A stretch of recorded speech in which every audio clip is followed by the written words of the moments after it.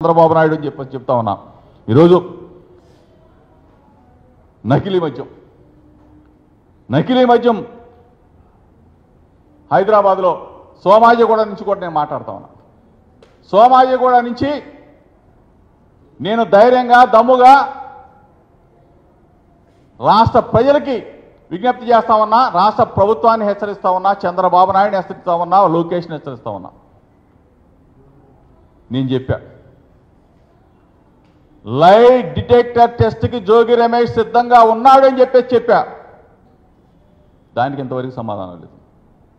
ఎక్కడికైనా వస్తా, నా కుటుంబ సమేతంగా వస్తాను, తిరుమలైనా వస్తా, బెజవాడ కనకదుర్గమ్మ దగ్గరికైనా వస్తా, లేదు కాదు కూడదంటే చంద్రబాబు నాయుడు ఇంటికైనా వస్తా అని చెప్పా. భగవద్గీత మీద ప్రమాణం చేయమని చెప్పా.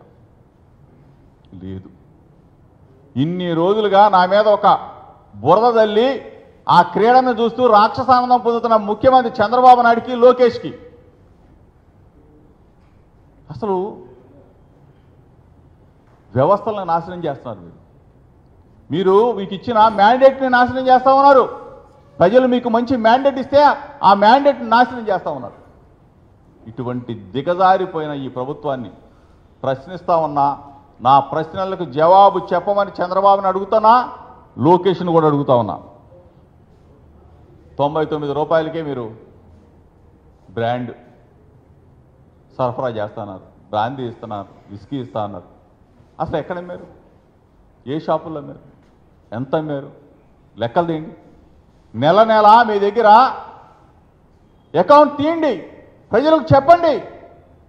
సమాధానం చెప్పే పరిస్థితుల్లో ఈ ప్రభుత్వం లేదు. మొత్తం కూడా దోపిడీ దోపిడీ దోపిడీ. నకిలీ మద్యం.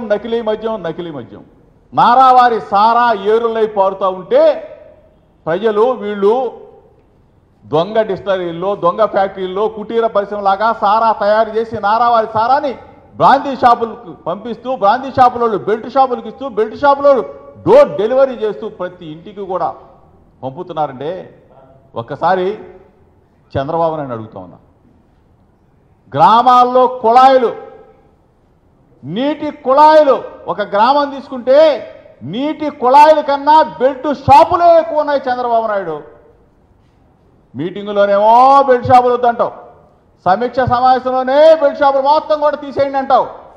మీడియా మిత్రులను అడుగుతా ఉన్నా, రమ్మని కోరుతా ఉన్నా. ఆంధ్రప్రదేశ్ రాష్ట్రంలో ప్రతి గ్రామంలో మంచినీటి కుళాయిల కన్నా, మంచినీటి పంపుల కన్నా బెల్ట్ షాపులే ఎక్కువ పెట్టాడు చంద్రబాబు నాయుడు. ఇంత దుర్మార్గానికి ఒడిగట్టి ప్రజలని నట్టేట, ప్రజల ఆరోగ్యాన్ని నట్టేట ముంచుతా ఉన్నాడు ఈ కల్తీ సారాతో, కల్తీ బ్రాందీతో. దీన్ని ప్రజలందరూ కూడా తెలుసుకోవాలని చెప్పేసి మరొకసారి చెప్తూ, చంద్రబాబు నాయుడికి, లోకేష్కి, ఆ శాఖ మంత్రి పాపం కూర్చోమంటే కూర్చుంటాడు, నిలబడమంటే నిలబడతాడు, పడుకోమంటే పడుకుంటాడు. ఆ రవి సొల్లు రవి అంతకుమించి ఏమీ చేయలేడు. నువ్వన్నా చెప్పు, నిక్కర మంత్రో లేకపోతే ఇంకో మంత్రి, నిక్కర మంత్రి అయిపోయావు. ఇంత స్థాయికి దిగజారిపోయారు మీరు. దోచుకుంటాం.